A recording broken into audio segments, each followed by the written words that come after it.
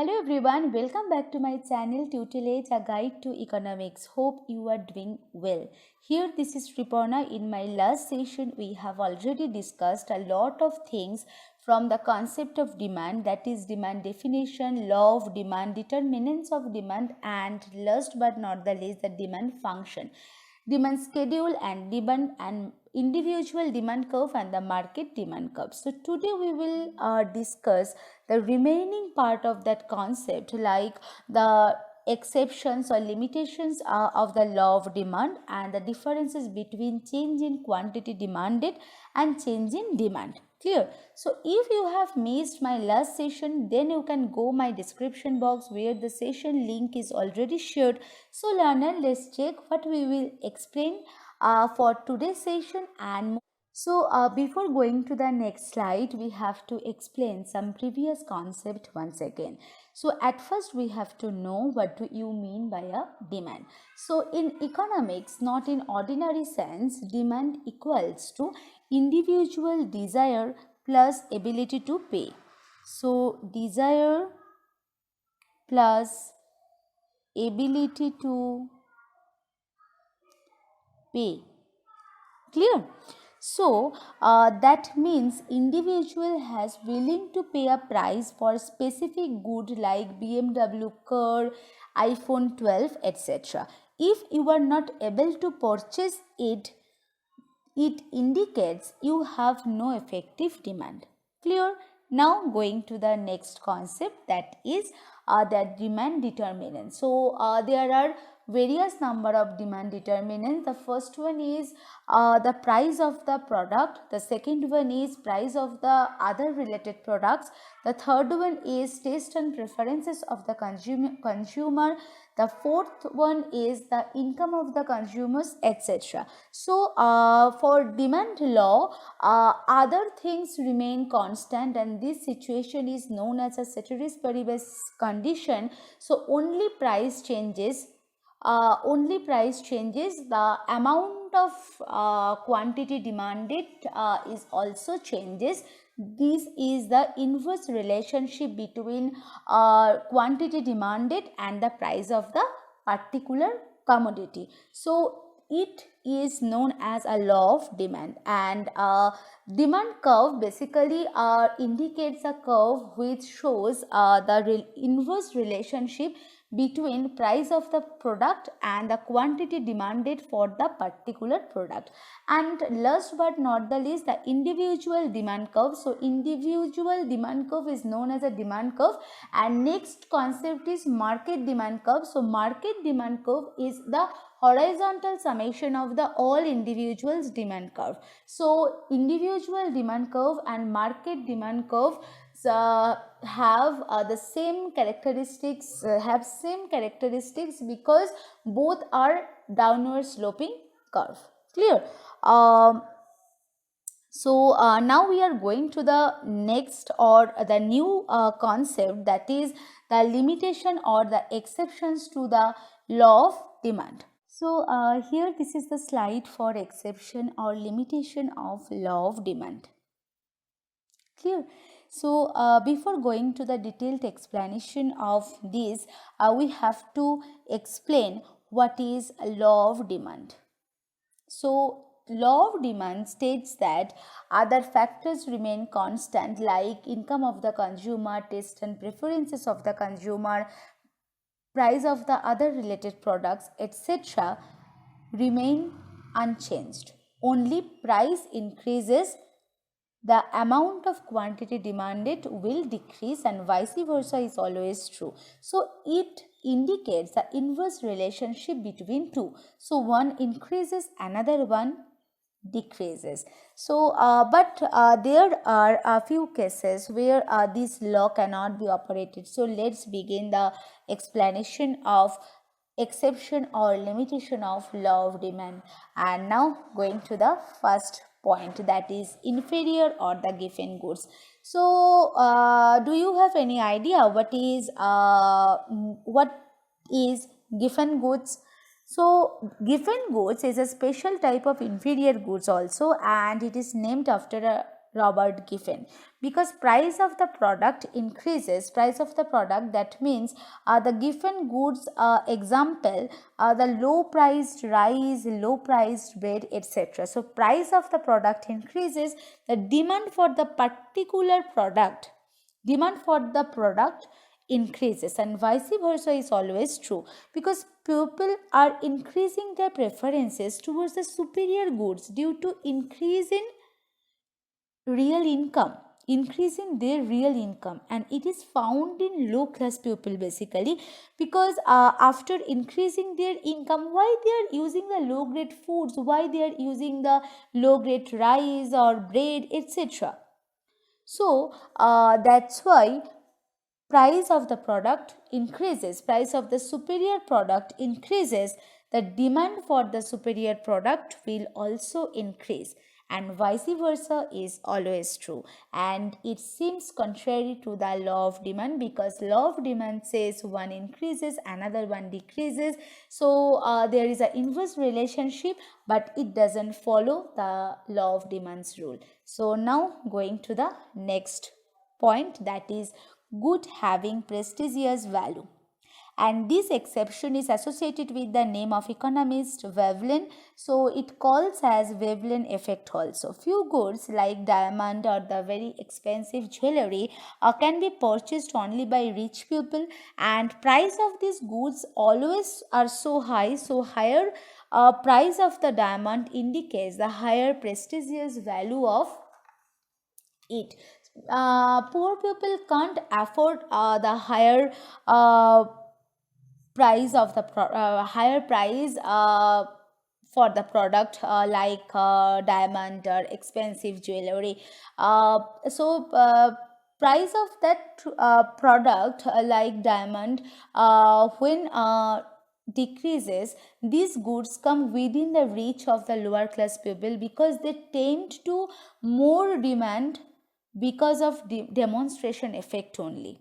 Okay, so it seems contrary to the law of demand. So now going to the next point and moving on the next slide also. So here this is the next slide, and we can see the third point, that is price expectation. So when the consumer expects that the price of the commodity is going to fall in near future, so they do not buy more. That means the amount of quantity decreases if the price is lower. So price of the commodity decreases, the quantity for the particular product is also decreases, and vice versa is always true. So that means it doesn't follow the law of demand rule. Now going to the next concept, that is fear of shortage. When people feel that a commodity is going to be a scarce in the near future, that means there is a shortage of availability of the product, so they buy more of it even if there is a current rise in price. So that means price of the product increases, the consumers will purchase more the particular product. Clear? So the amount of quantity demanded increases also. So that's why it doesn't follow the demand rule, because law of demand indicates the inverse relationship. One increases, another one decreases. It seems contrary to the law of demand also. Now going to the next slide. So here this is the next slide, and we can see there are 2 points. The first one is the change in income. So the demand for goods and services is also affected by change in income of the consumers. If the consumers' income increases, they will demand more goods. So price of the product increases, the quantity demanded for the particular product is also increases, and it doesn't follow the demand law. Now going to the next one, that is the change in fashion. So law of demand is not applicable when the goods are considered to be out of fashion. So if the commodity goes out of fashion, people do not buy more even if the price falls. So price decreases, demand law says price falls, the amount of quantity demanded increases. But here people do not buy more. That means the amount of quantity demanded is also decreasing. So vice versa is always true, and it seems contrary to the law of demand. Now going to the next slide, and this is the last point, that is basic necessities of life. So in case of necessities of life such as salt, rice, medicine, etc., the law of demand is not applicable as the demand for such necessary goods, because the amount of quantity demanded for the particular commodity, that means particular necessary goods, it doesn't change with the rise or fall in price. Clear? So for example, like petrol, the price of the petrol increases, demand doesn't show any tendency to contract, and it doesn't follow the law of demand. I think it is clear to everyone, and it is a very important concept from demand. Now we are moving to the next topic, that is change in demand. Here, this is a slide for changes in demand. So we have already known there are some non-price factors and the price factors of demand. So demand changes are due to non-price factors. This is known as change in demand, and it is reflected in a shift of demand curve to a new location. So I think it is easy to understand when we are using the graph. So going to the next slide. So here this is the graphical representation of the change in demand and change in quantity demand. So at first we have to explain the change in demand only. So the main demand curve is D1. Clear? So when demand increases, the demand curve shifts rightward, that is D3. So the shifting from D1 to D3 is known as rise in demand, and vice versa is always true. When the demand decreases, the demand curve shifts leftward, that is D2. So the shifting from D1 to D2 is known as fall in demand. Clear? So due to rise and fall in demand, due to the rise and fall in demand changes at each and every price, it is known as change in demand. Now going to the next concept, that is change in quantity demanded. So quantity demanded changes are due to the price factors. Sorry, just a minute. Due to the price factors. If demand decreases, not decreases, it is increases. Clear? It's a silly mistake of mine. So the demand increases due to fall in price. It is called as extension in demand. So there is a movement along the same demand curve. So I think it is also easy to understand when we are using the graphical representation. So let's going to the next slide. So here this is the graphical representations for change in the quantity demanded. So the shifting, the movement from the movement from A to B, it indicates price decreases from P1 to P2. The quantity demanded that increases from Q1 to Q2. So when price decreases, the change in quantity demanded increases and it indicates a movement along the same demand curve downwards from A to B, and this is known as extension of demand curve. Clear? And vice versa is always true. So when price increases, so we assume that the price is P3.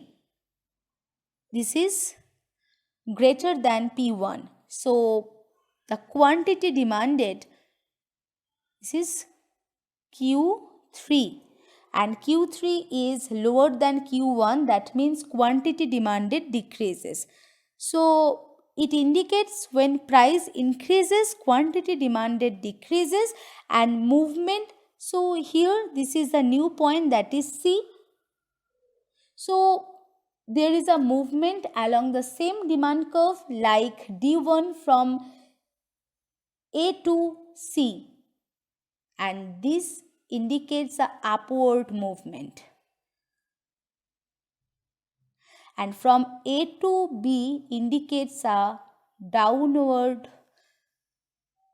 movement of demand curve. Clear? So demand changes due to change in price only. It is called as change in demand. Now going to the next concept, that is some differences between change in demand and change in quantity demanded.